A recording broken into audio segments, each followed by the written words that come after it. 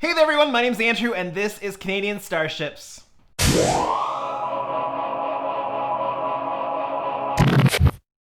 Welcome back to another update on the Enterprise E project. In the previous video, I got the Shuttle Bay created, decaled, and some clear cast runabouts created. And as I said before, I'm really intimidated by detailing out those tiny parts. It's going to be interesting to see how that goes. But that is not the focus of the update this week. This update is all about lighting the saucer section. Now, if you've been following the series, you know that we've already done this. This is round 2 because I was completely unsatisfied with how it all went together the last time. And so this is the second go at doing the saucer section of this project. Couple changes. No fiber optics in this version. Any of the navigation lights are going to be done with the 0402 SMDs, which were put into the Nova class project and turned out really well for the nav lights. With the amount of space I've got for getting, especially on the port and starboard edges of the saucer section where there is a red nav and a white nav really close together, those SMDs are going to make the world of difference. So, got to get the internal lighting in, have to get the SMDs for all the navs in. Also, I have to work out lighting that shuttle bay. So the shuttle bay probably will not be installed, but the lighting for it will be at least figured out by the end of this update. So I think it is time to get to work. Also, just a side note, if you hear any strange noises during this update, we are in the middle of cricket season here. We get crickets in this time of year all the time, into the studio, into the house. It is ridiculous. And every time I want to go and film an update, I have to make sure that any of the crickets that are making noise in here are, well, let's just say that they are taken care of. So, I apologize if you hear crickets in the background of any of the updates in this update, any of the videos in this update, but that's just the nature of where we live this time of year. Crickets are a thing. So although I said that the focus of this would not be the little runabout, I do think I need to get it done and the shuttle done before I can do a whole lot of the lighting, because I'm going to need to be able to install the shuttle bay in, and I can't install the shuttle bay without the shuttles installed in the bay, if that makes a whole lot of sense, because I'm going to have to do the lighting at the same time. So I'm going to have to get this work done. So I'm in the process of masking. I've also drilled a small hole in the bottom of the runabout in order to put the lighting in. Also serves as a mounting point on the toothpick, which is convenient. So as you can kind of see here, the mask for the front windows is on. Now, the front windows there are 2 of them in there, but they're so small, it's really difficult to get 2 small masks in there. So what I will do is I'm just going to mask off the whole area, and then I will paint a small dividing line to create the 2 windows. Now, working on something this small, actually, I should point out that this is about the angle you're going to see it in the bay, so I don't have to worry about anything that you don't see, because this is going to be permanently installed. So I don't really need to worry about the warp chiller grill on the port side of this, just on the starboard side. I'm going to need to do both of the Bizarre collectors, and I'm not going to need to worry about the window in the back, but there is a small window on the starboard side as well I'm going to need to work on, seeing if I can get that masked off. So I will get whatever detail on this I can, but in order to see everything, you need super high magnification. So I could either use my camera here to focus in. I also have this small microscope camera as well. So if I back this off, this is the small microscope camera, which is currently focused in on the tiny runabout, which then displays on my screen.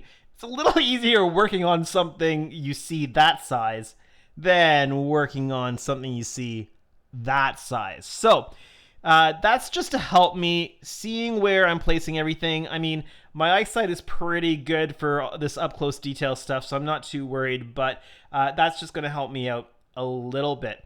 I am also referencing my old AMT Runabout in seeing where the different detail is. So the window here, and actually there's a window here, Bizards.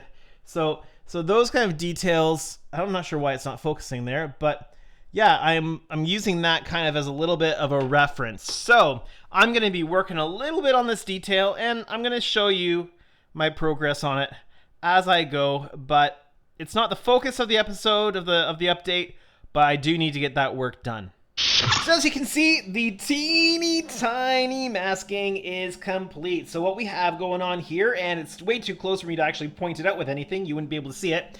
We have the front windows, we've got the two windows on the sides, we've got the Bizarre Collector and the Warp Chiller Grill. I don't need to mask the other side because the other side is not going to be visible through the shuttle bay door. So there's no point doing that masking when it's actually not going to be seen. So the Runabout is just over there drying. I've got primer on it, and I've got a couple goes of primer. Wanted to put light coats on, and I've also hooked it up to the power supply so I could see where the various light leaks are. I want to try to get as many of the light leaks taken care of with the primer before I put color coat on. So it's over there drying, and I thought I'd give you a quick update about the state of the project. I received an email from one of my subscribers this week with an offer to purchase the project when it's done.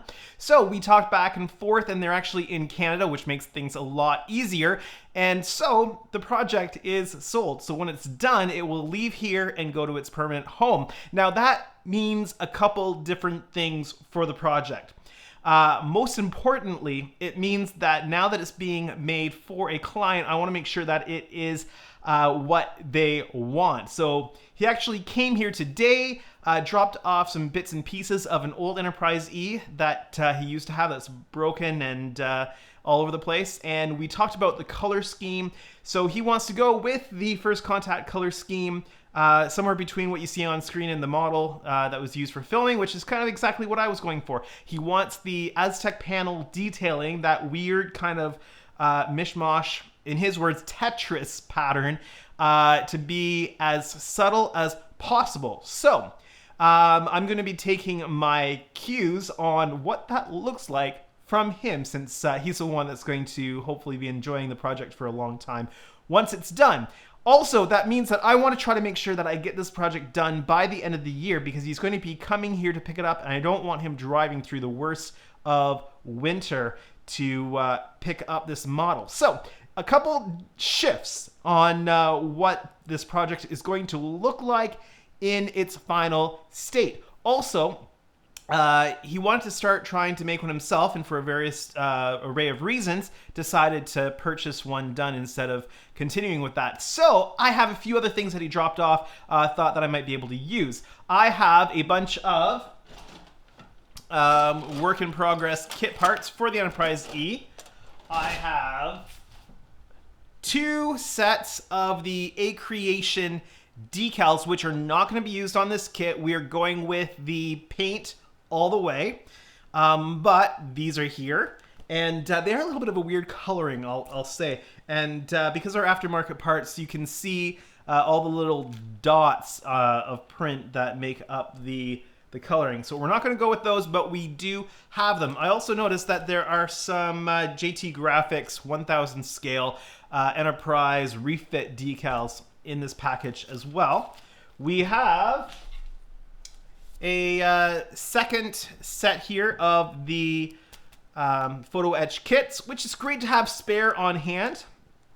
And then another whole set of the kit provided decals, which means I have 3 sets of these now, which is always, again, nice to have the backup. Also, there is the remains of the electronics from his old model that he had. Some boards that I can't quite figure out who might have made them. I would want to find out what company or what aftermarket company made them, if they were made by somebody like that, so I could get the outline of what does what in it in case I want to use those in the future. There's also the base that was for this model. Now, the base that was for this model, like for his old model, is huge, but it's kind of cool because it's an Elcar's MSD, Master Systems Display of the Enterprise E, with some touch panels on it, which is kind of really cool. That's not being recycled into this project. There's gonna be a bit more of a subtle base involved in this one, but it's kind of cool to see that as well and have some of that stuff just to play around with. So that's where the project's at, kind of in the life of the project at the moment. Base coat is on the little Runabout, and I've removed the masks, and it's looking kind of nice.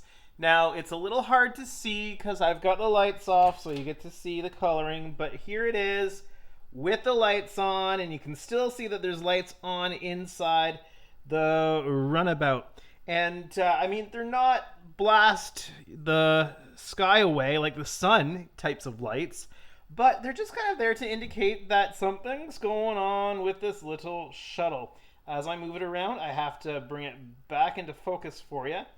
And really, almost even front to back, it needs to be focused there for you. So hopefully, this gives you a little bit of an idea, kind of what we're looking at with this Runabout.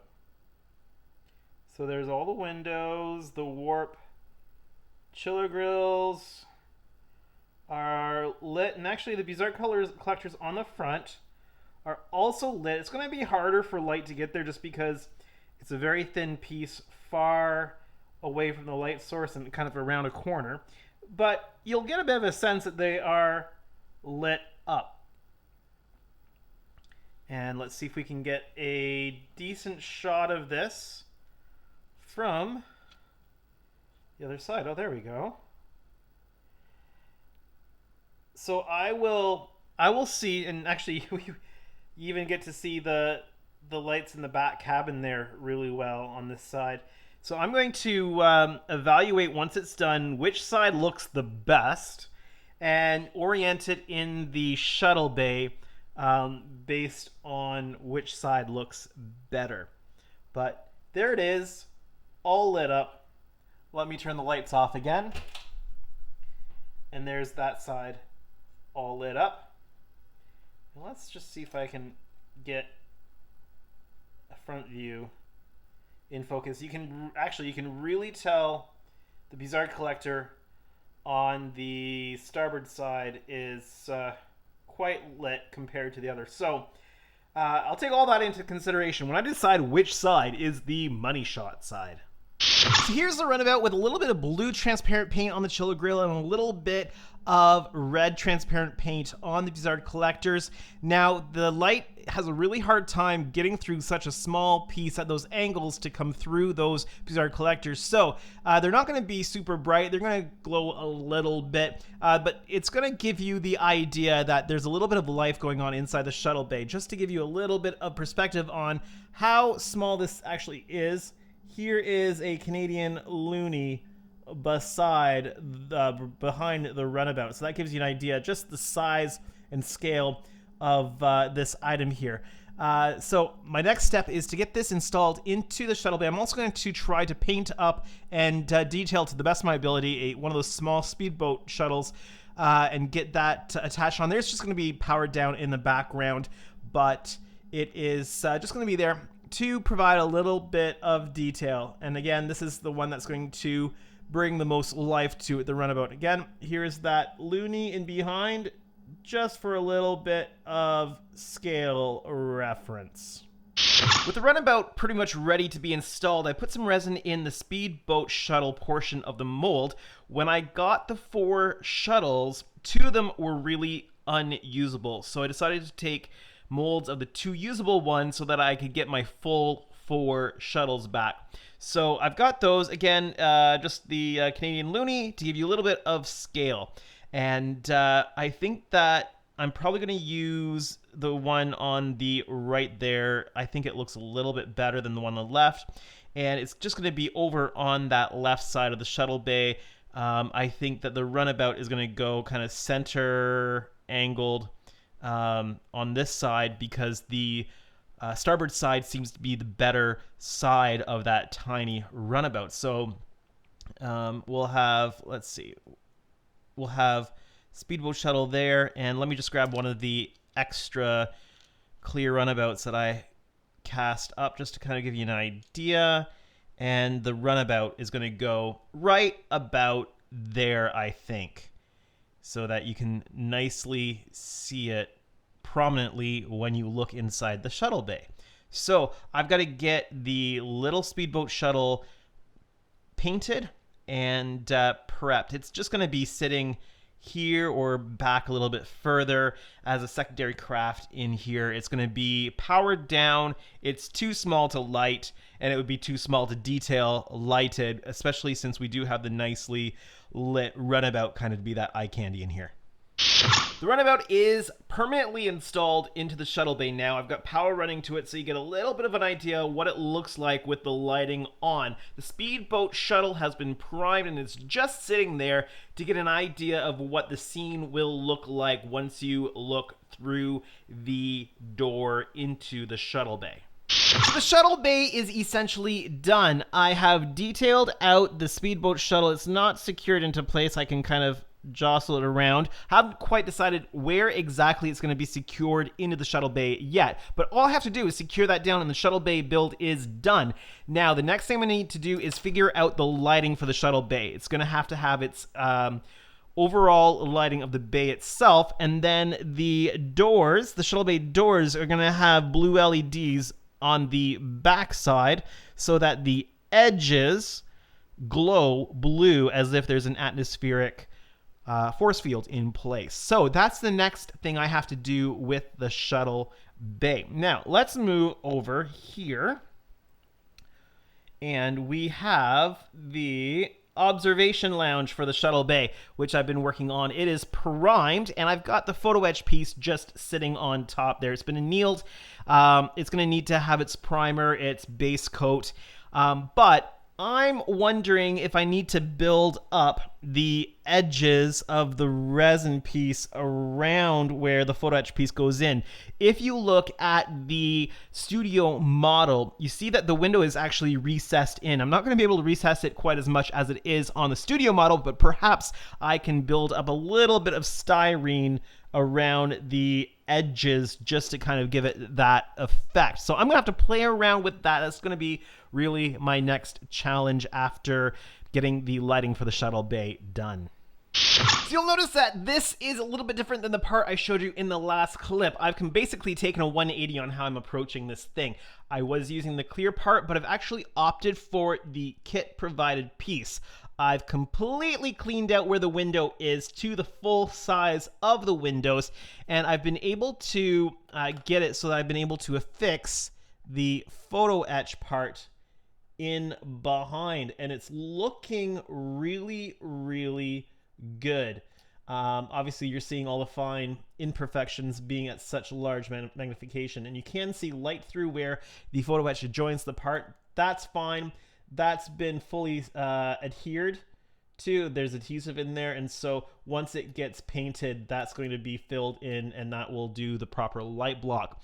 So my next step on this part is to adhesion promote, prime, and paint, because this is going to need to be fully painted with base color before I put the window material in behind here. There's no way that I'm going to get window material in behind this after I install it, and there's no way that I'm going to be able to mask off those windows perfectly. So we're going to paint it first, then put whatever the window material I decide to use on the back of it, and then it'll be installed with its light behind. So my next thing I'm going to attempt to do is run a mock-up of the shuttle bay, this piece, and everything into the top of the saucer, just to give you an idea of what it's going to look like. Obviously, there won't be any lighting, so you'll have to watch out for that.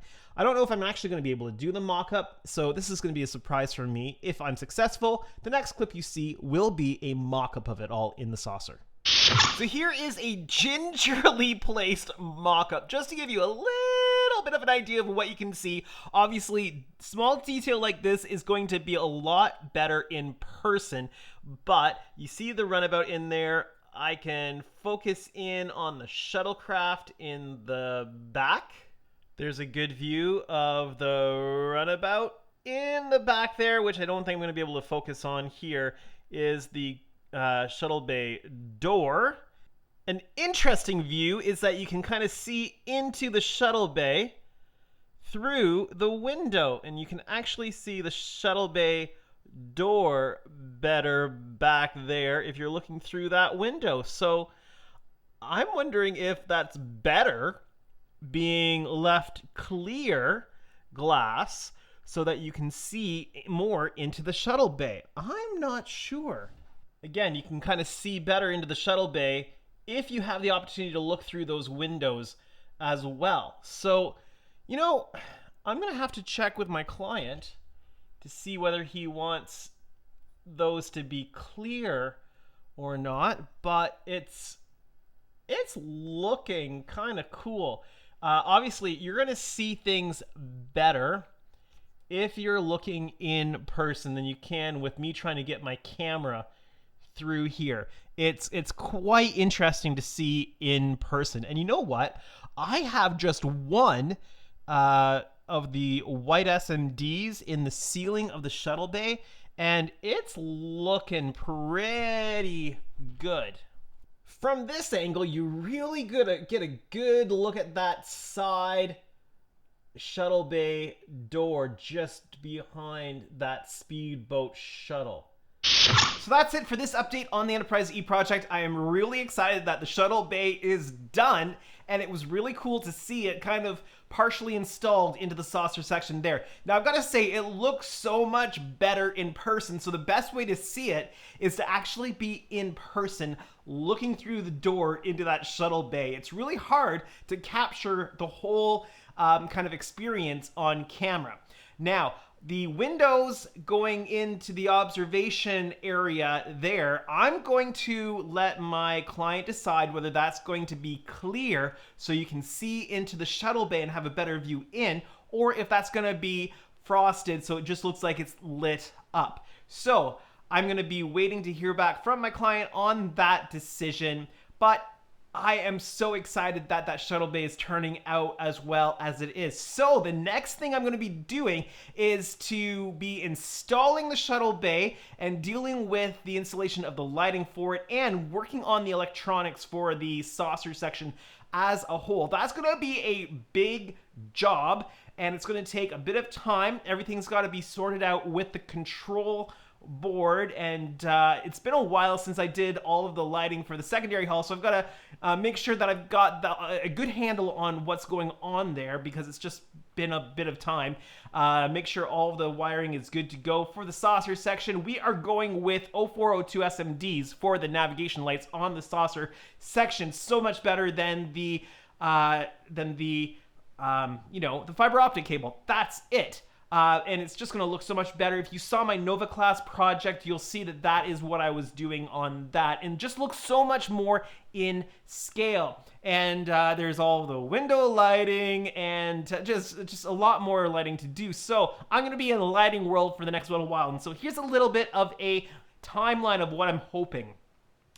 I'm hoping that I'm going to get through the lighting in the next few weeks, and that's going to allow me to get the whole thing assembled. I want a good month of time just to work on painting. So I need to make sure that for my client, I have this done before Christmas, hopefully. Ideally, they're a little flexible with that, but I want to make sure that he's not traveling in the dead of winter to pick this thing up, because we're in Canada. Winter definitely is a thing.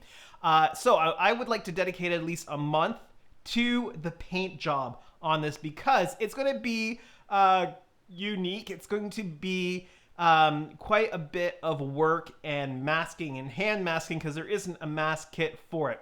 But I'm really looking forward to it. I'm kind of really excited to get going on all these other steps, but it's one step at a time, and each of those steps done to the best of your ability to get the best product at the end. So I hope you've enjoyed this update. If you did, make sure that you hit that like button. If you're new to my channel or you haven't done so yet, why not hit that subscribe button today? It'll make me very happy if you do. We're at like 220 subscribers, which is awesome. But for now, this has been Andrew. This is Canadian Starships. Have a great day, everyone.